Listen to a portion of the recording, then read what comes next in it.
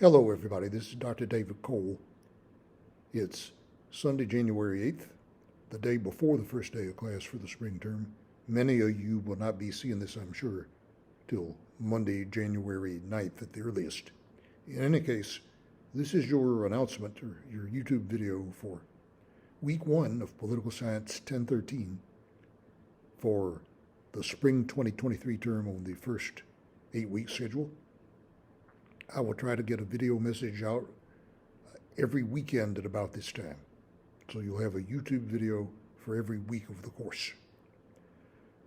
Let me say further, everybody, to email me from the course homepage, you may click Inbox at the left of the homepage and you can email me through the course homepage, or you may email me directly at david.cole, C-O-L-E, david.cole@opsu.edu. Okay. Everybody, let me say just a few words about the course. There will be 4 exams and 5 discussions. Okay. Each exam is a 100-point exam. Okay.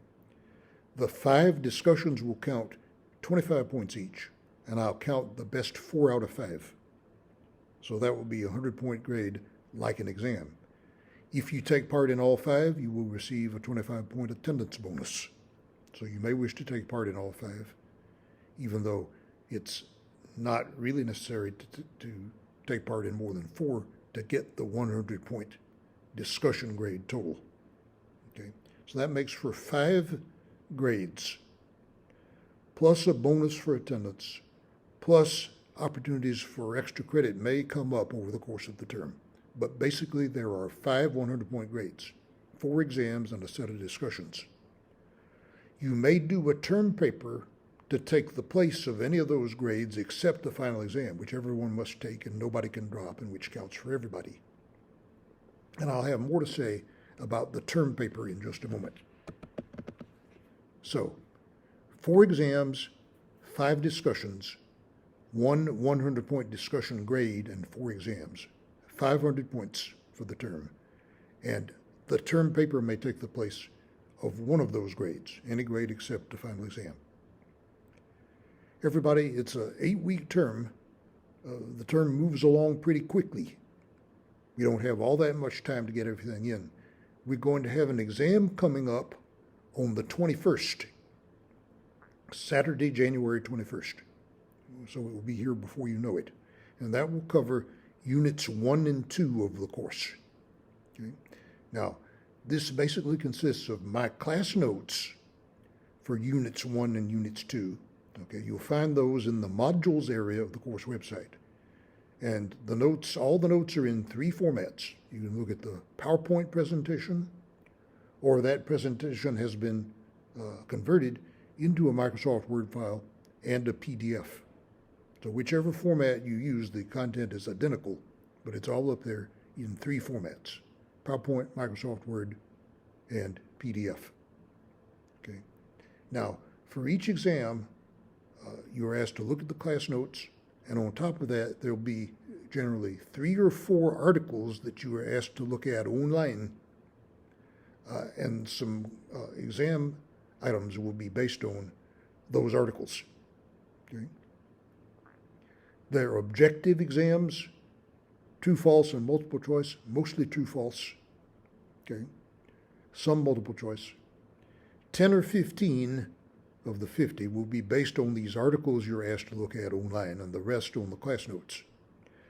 You're also strongly encouraged to look at the textbook assignment for each unit, which appears on the course syllabus. I really use the textbook as supplementary to the class notes, but you should look at the textbook. Okay, so basically, for each exam, you're responsible for the class notes plus the articles that you are asked to look at online. Okay, 50 items for each of the 4 exams, and each of the exams will cover 2 units. There's 8 units for the course as a whole. Okay. In addition to that, in between exams, there will be 1 or 2 discussions. Okay, we have to do 2 discussions at one point to get 5 of them in. That'll be probably coming up before the midterm exam. But generally there'll be one, or on one occasion, two discussions in between the exams. Okay, 5 in all for 25 points each. The best 4 out of 5 will be counted. You should post initially and then respond at least once to at least one of your classmates. Be sure you respond substantively. Do not just say, I agree or I disagree. Okay? The more thoroughly you discuss the topic, the higher a grade you will get. Do not try to grade these too stringently, but the more you have to say, the more credit you can expect to get. Okay? 5 of them, 25 points each. The best 4 out of 5 will be counted. You'll get a 25-point bonus if you take part in all 5. All right. Let me say just a little bit, everybody, before we go today, about Unit 1. We'll talk more about Unit 2 next week before the exam, which will come 1 week after that. So we'll save Unit 2 for next week. But we want to talk a bit about Unit 1 and about the term paper and about some current events that have taken place just the past few days that you might have heard about. Okay.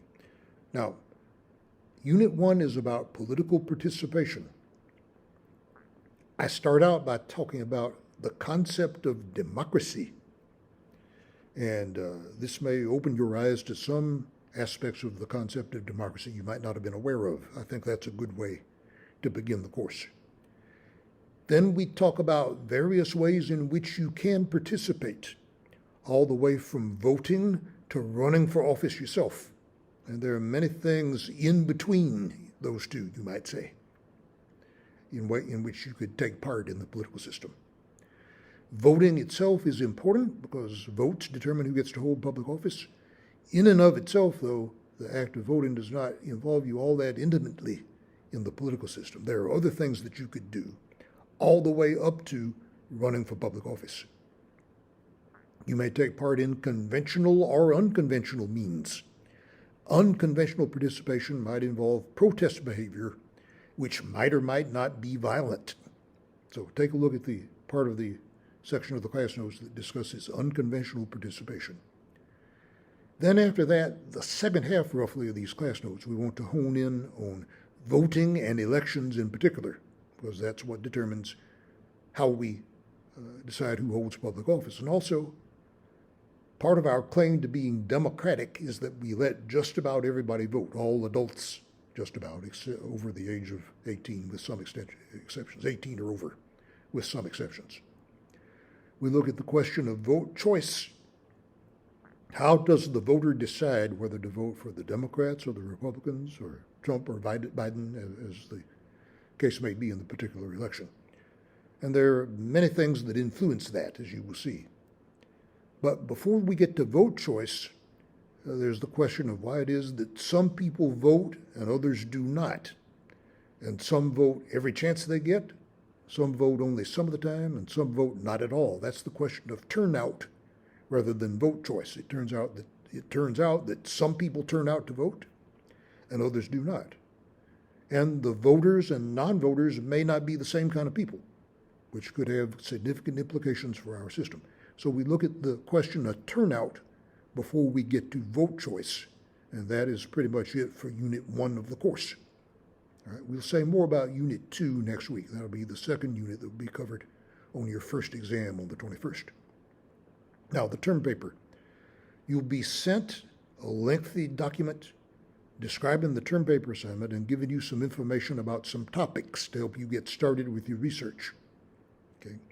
You do not have to do a term paper. It's not required, but it gives you a chance to raise a lower grade from earlier in the course. It can replace any grade in the course except the final exam.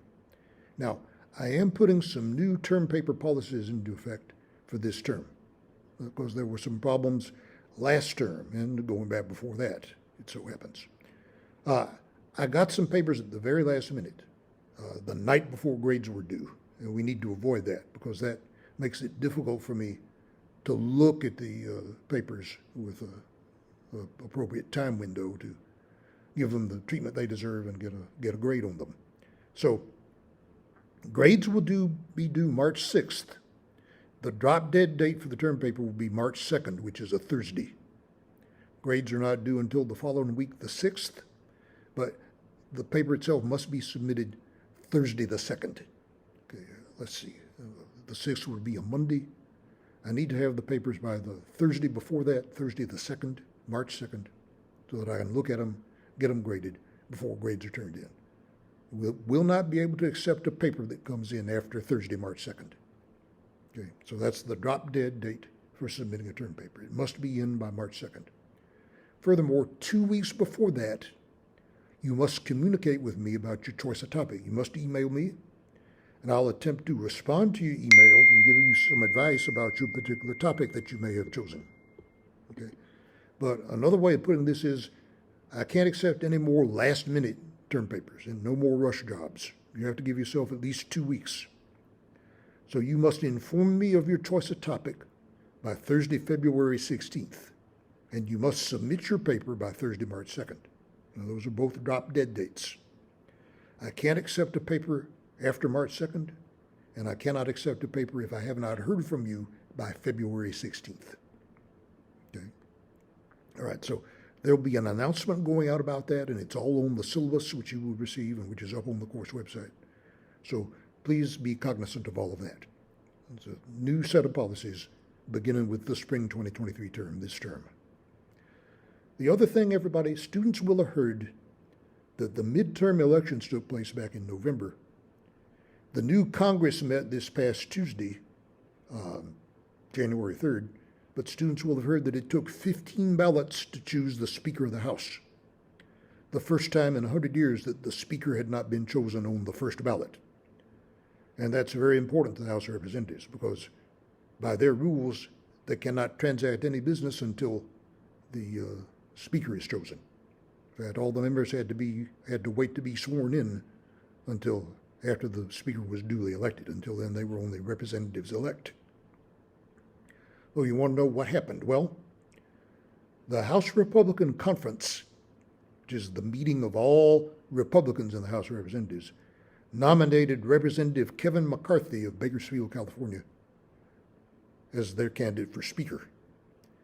He had been minority leader in the last Congress when Nancy Pelosi was the Speaker. But the Democrats have lost the majority now to the Republicans. So we presume it will be the Republicans rather than the Democrats who get to choose the Speaker. Nancy Pelosi is still a member of the House, but she does not hold a leadership position anymore. She's what the British would call a backbencher, just a regular member of the House of Representatives. So she's not Speaker anymore. She's not even in the Democratic leadership. The Democratic leader is Representative Hakeem Jeffries of New York State, who will now be the minority leader. But what happened was the Republicans only elected 222 House members out of 435. This gave them a very narrow majority. They could only afford to lose a few seats out of that 222 and still be in the majority. It turned out there were about 20 Republican members who did not vote for Representative McCarthy to be Speaker. And they did not vote for him on the floor of the House when the election for Speaker was held. None of the Democrats would vote for Representative McCarthy. They voted for Representative Jeffries. So those 20 or so members holding out prevented him from getting a majority of the House of Representatives as a whole, which would be 218 members. This went on and on over a few days for 15 ballots until this past weekend, Representative McCarthy finally was elected.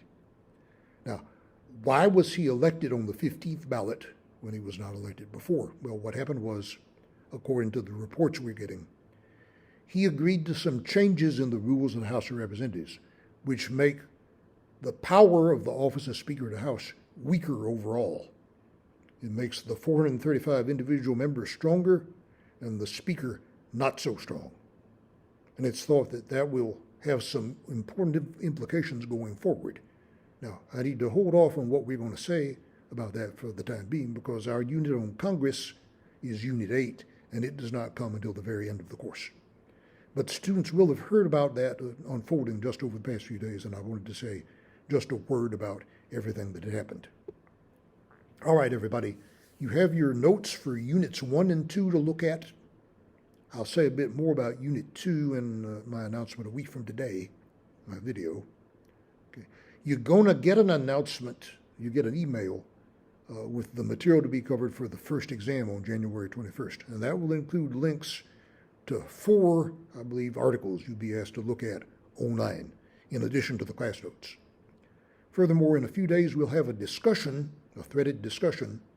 It'll run for about 72 hours, and you'll be sent an announcement mentioning something that you need to read, once again, to be accessed online, that you'll discuss in the online threaded discussion. And that will be discussion 1 that will take place between now and the first exam.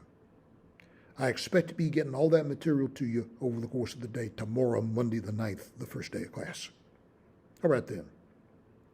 So you have what you need to know to get ready for the first exam and the discussion that will be coming up. And we'll say more about the exam, especially Unit 2, when we talk to you about a week from now at this time when we get our announcement and our video out for week 2 of the course. We'll be getting one of these videos out every week, and I hope that will be helpful to you. Students have found it helpful in the past. So we'll talk to you about a week from now at this time. Take it easy, study hard, and we'll talk to you again about a week from now at this time.